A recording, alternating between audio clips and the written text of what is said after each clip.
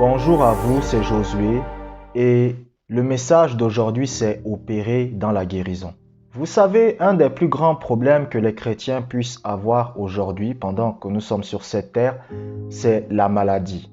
Vous allez aller dans différentes églises et vous allez voir des chrétiens qui vont vous dire qu'ils sont malades. Vous allez voir des chrétiens qui vont vous dire que j'ai prié pour mon frère, pour ma sœur et ils n'ont pas été guéris. Mais ce qu'ils ne comprennent pas, c'est qu'il y a des choses qu'il faut comprendre, vous comprenez? Il ne suffit pas simplement de venir et de prier pour qu'on soit guéri de notre maladie. Il y a des choses à comprendre. La première chose que vous devez comprendre en tant que chrétien, c'est que Dieu veut la bonne santé des gens. Vous comprenez? Dieu veut la bonne santé de ses enfants. C'est-à-dire si vous avez donné votre vie à Jésus, si vous êtes un enfant de Dieu, si vous avez donné votre vie au Seigneur, si vous vous êtes repenti de ce que vous avez fait, vous avez donné votre vie à Jésus, la volonté de Dieu pour vous, c'est la bonne santé. La Bible dit que nous sommes des enfants de Dieu. Quel est ce père ou cette mère qui souhaite que ses enfants soient malades? Ça n'existe pas. Vous comprenez? C'est pour cela que les gens qui ont souvent du mal à opérer dans la guérison, c'est parce qu'ils ne comprennent tout simplement pas que Dieu veut guérir. C'est ça le problème en fait. C'est que ça n'entre pas en eux. C'est qu'ils n'ont pas cette conviction profonde en eux que Dieu veut guérir. Et vous allez voir que, comme il y a beaucoup de pasteurs souvent qui ont du mal à utiliser leur foi, et c'est normal. Par exemple, moi au début de ma vie chrétienne, j'avais du mal à utiliser ma foi. Ils ont inventé des doctrines pour se trouver des excuses. Vous savez, il y a un langage qui dit souvent que quand quelqu'un ne sait pas danser, il accuse le pantalon. Donc, lorsque par exemple un pasteur voit qu'il n'arrive pas à opérer dans la guérison, il va vous dire que c'est parfois la volonté de Dieu que quelqu'un reste malade. Mais c'est totalement faux. Moi, je suis l'exemple parfait que Dieu souhaite la bonne santé de ses enfants. Vous comprenez? Je souffrais de constipation chronique, je faisais 2 à 3 mois sans aller aux toilettes, j'avais de l'asthme, mais aujourd'hui j'ai été totalement libéré de ça. Donc, c'est la preuve évidente que Dieu veut guérir, que Dieu veut guérir ses enfants. Et si vous êtes un enfant de Dieu, écoutez, l'amour que Dieu a pour moi, c'est le même amour que Dieu a pour vous. Donc, Dieu veut aussi vous délivrer. La Bible dit dans Matthieu chapitre 8, verset 17, « Il a pris nos infirmités et il s'est chargé de nos maladies. » Lisez la Bible. Je vous recommande de lire par exemple le livre de Matthieu. Vous allez voir, Jésus guérissait les malades, vous comprenez? Écoutez, Jésus était la manifestation de la volonté de Dieu. Vous comprenez? Donc, la Bible dit, Jésus a dit que tout ce que je vois mon Père faire, c'est ce que je fais. En d'autres mots, je fais la volonté de mon Père.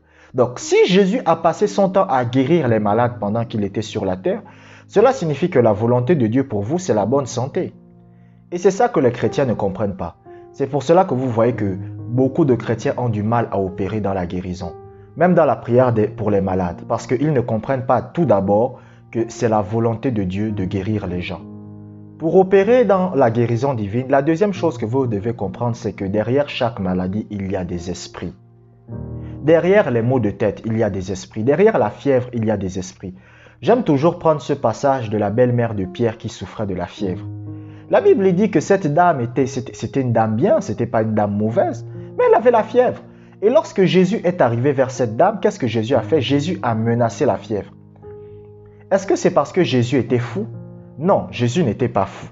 Mais Jésus savait que derrière chaque maladie, il y a des esprits. C'est pour cela que vous voyez que lorsque le Seigneur Jésus-Christ va envoyer les disciples prêcher l'évangile, la Bible dit qu'il va leur donner l'autorité sur les esprits mauvais et la capacité de guérir les malades. Pourquoi? Parce que derrière chaque maladie, il y a des esprits. Quelqu'un qui a l'insuffisance rénale, c'est un esprit qui est derrière. Quelqu'un qui a le cancer, surtout le cancer, c'est un esprit qui est derrière. Quelqu'un qui a de l'asthme, c'est un esprit qui est derrière. Il y a des gens qui aiment parfois parler de ce qu'on appelle des maladies mystiques. Mais en réalité, toutes les maladies sont mystiques. Parce que derrière, écoutez, peut-être les gens du monde, vous comprenez. Quelqu'un qui est dans le monde peut tomber malade, vous comprenez. Si quelqu'un n'est pas chrétien, si quelqu'un n'est pas un enfant de Dieu, il peut tomber malade, vous comprenez? Mais vous, en tant que chrétien, vous ne pouvez pas tomber malade. Vous comprenez? La Bible dit que par ses meurtrissures, nous avons été guéris. Donc, s'il y a une maladie dans votre corps, cela signifie que c'est un esprit qui vous oppresse. Les maladies sont là pour vous nuire et pour vous détruire. Et derrière chaque maladie, il y a des esprits. C'est ce que les gens ne comprennent pas, vous comprenez? Derrière chaque maladie, il y a des esprits. Donc, lorsque quelqu'un venait voir Jésus et que cette personne était aveugle, Jésus savait que c'était un esprit qui l'avait rendu aveugle. Lorsque quelqu'un venait voir le Seigneur Jésus-Christ et il disait au Seigneur Jésus, j'ai des problèmes d'estomac, c'est un esprit qui faisait ça. Derrière chaque maladie que vous pouvez expérimenter, il y a des esprits. Si par exemple, je suis en train de suivre la télévision et que tout à coup je commence à ressentir des maux de tête, c'est un esprit qui est derrière ça. Maintenant, je ne suis pas en train de parler du fait de tomber malade soi-même. Si par exemple, il fait très froid et que je sors, vous comprenez, en t-shirt et que je tombe malade, là c'est de ma propre faute. Vous comprenez?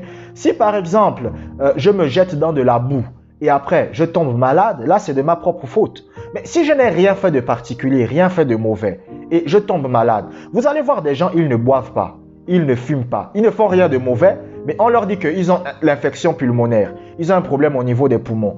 Vous allez voir des gens qui ne boivent pas de l'alcool, qui ne consomment pas excessivement de l'alcool. On leur dit vous avez des problèmes d'estomac. Mais ça vient d'où? Ça vient des esprits.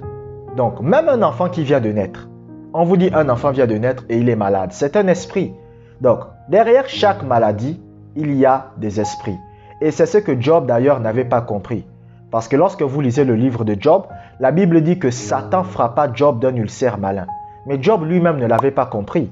Pour Job, c'était Dieu. Pour Job, c'était le hasard, alors que ce n'était pas un hasard. Si vous êtes chrétien et que vous tombez malade, vous comprenez? Vous devez savoir que ce n'est pas un hasard. C'est un esprit qui est derrière ça. Vous comprenez? Derrière chaque maladie, il y a des esprits. Et cela doit devenir votre mentalité. Comprenez ceci. Je vous remercie d'avoir regardé cette vidéo jusqu'à la fin. Abonnez-vous. Que la grâce de Dieu soit avec vous.